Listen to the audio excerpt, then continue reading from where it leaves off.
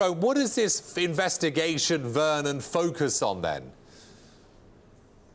Yeah, this all revolves around a sale of hotels, a golf course, marina in Sardinia, on the island of Sardinia, for a reported $600 million a couple years ago.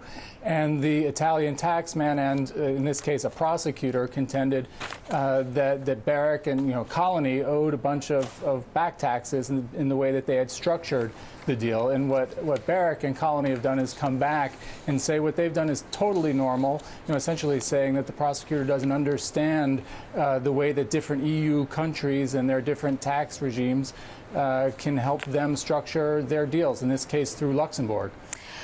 Well, the prosecutor is finished, and technically the next step would be an indictment. Is that what happens, or has Barrack made a good enough case to avoid that?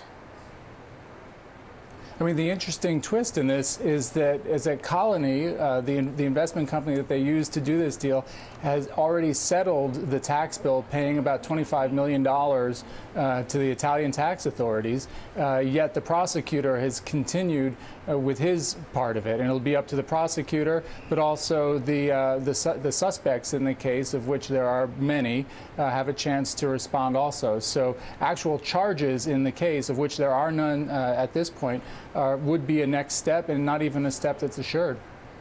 How embarrassing is this for him and for his associate, friend, however you want to deem it, President Trump?